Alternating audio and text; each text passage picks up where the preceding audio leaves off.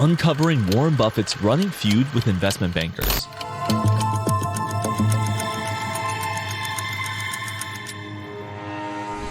Warren E. Buffett is considered as one of the world's greatest dealmakers, having orchestrated a succession of huge purchases that have elevated Berkshire Hathaway to the world's largest corporation.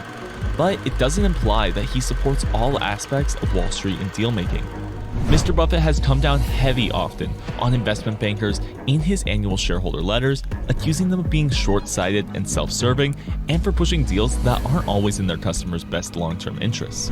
In today's video, we're going to take a look into the reasons behind Buffett's scathing assessment of investment bankers and how these views should impact your choices when it comes to investing strategy. At the end of the video, you should have a clear impact on how investment banking works and why Warren Buffett is irked by the typical investment banker. So sit back, relax with your favorite drink, and enjoy the ride. Remember to go clickety-clack on the like button and do a tap dance on the notification bell so you get to know immediately when we release videos on the channel.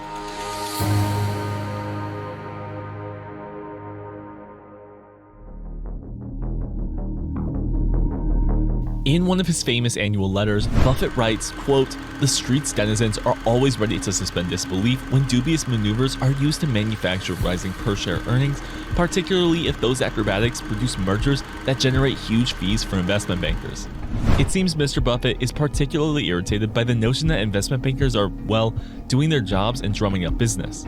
According to him, quote, "Investment bankers, being paid as they are for action, constantly urge acquirers to pay 20 to 50% premiums over market price for publicly held businesses.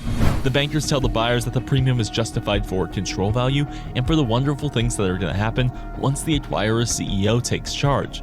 What acquisition-hungry manager wouldn't challenge that assertion?"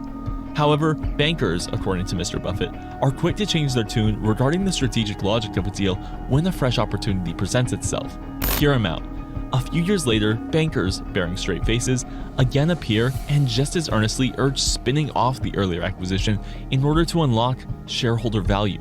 Spin-offs, of course, strip the owning company of its purported control value without any compensating payment. The bankers explain that the spun-off company will flourish because its management will be more entrepreneurial, having been freed from the smothering bureaucracy of the parent company.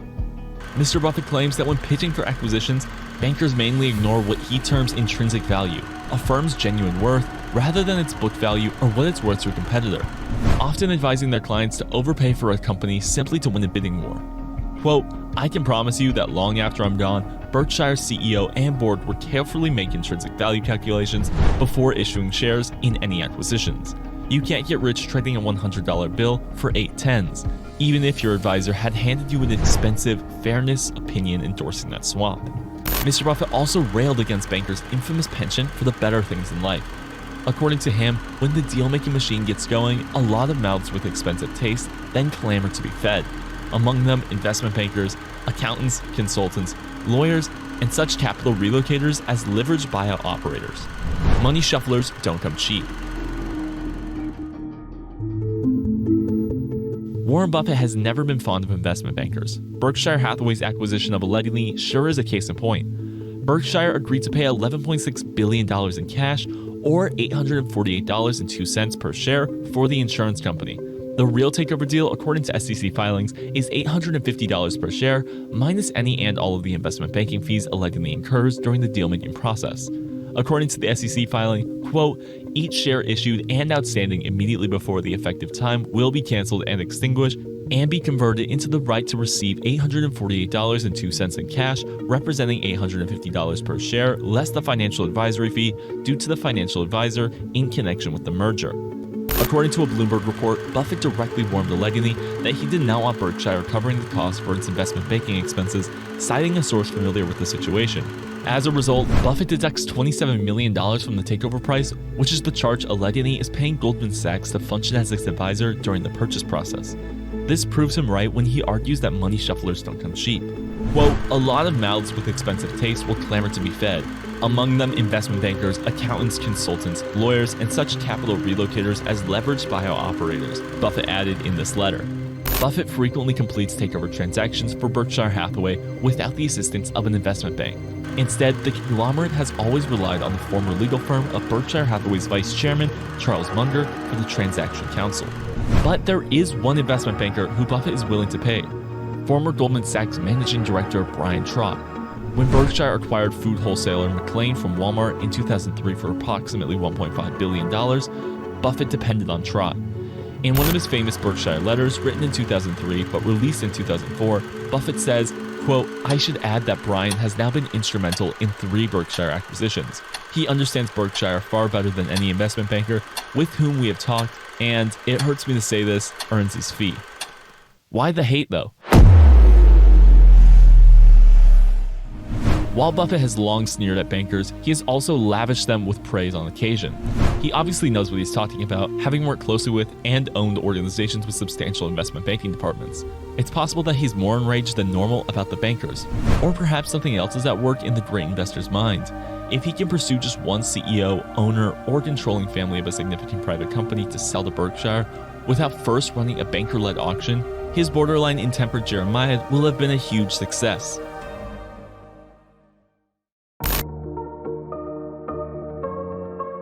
To summarize, Buffett enjoys criticizing investment bankers even when praising them. When Buffett congratulated Brian Trott, then with Goldman Sachs, for bringing him a favorable transaction in 2004, he single-handedly reversed his career direction.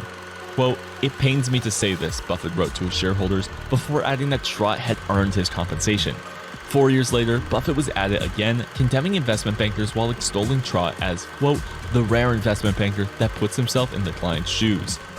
Buffett writes in a letter chastising companies in which he had invested for trading stock of greater intrinsic value for a stock of a company they had purchased, quote, "I've yet to see an investment banker quantify this all-important math when he is presenting a stock-for-stock deal to the board of a potential acquirer.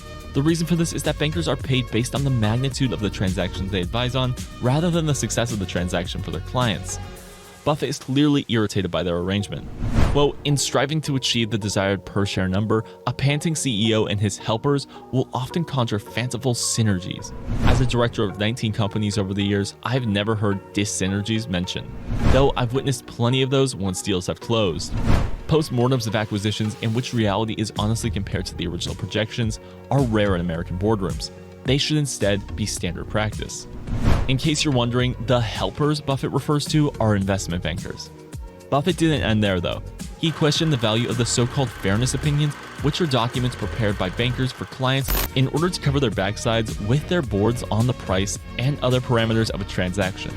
He made fun of Wall Street's inclination to trust in the logic of deals, especially when bankers are paid well. He bemoaned the fact that bankers, being paid as they are for action, press their customers to pay premiums, even if the premium destroys the investment logic of an acquisition. Buffett, of course, is well versed in investment banking. He once took over as the CEO of Salomon Brothers, a company in which he had previously invested. Goldman Sachs remains a significant position after he personally bailed it out of the financial crisis. Wells Fargo, Buffett's largest holding, with a $26 billion market value for Berkshire Hathaway. However, when it purchased Wachovia in a fire sale, it kept the bank's investment banking operation. Wells CEO John Stumpf has openly denied a desire to be ranked high in investment banking league tables of deal value. Instead, Wells intends to offer investment banking services to its banking clients who require them. So, despite his profitable encounters with some investment bankers, it's reasonable to believe Buffett when he says he doesn't like them. All of this is to say that Berkshire's growth is dependent on Buffett's ability to identify more amazing deals. And if he succeeds in sowing doubt in the minds of just one owner of a multi-billion-dollar private company who decides to sell to him rather than the higher-paying corporation the bankers recommend, he will have accomplished a higher purpose, one that investment bankers can understand: making more money for himself and his shareholders. We've come to the end of today's video, and it's great to know that you followed all the way through till the end. Remember to hit that like button and also subscribe to our channel and hit the notification bell so that you're notified whenever we upload valuable content like this. Thanks for your time, and until next time, stay inspired.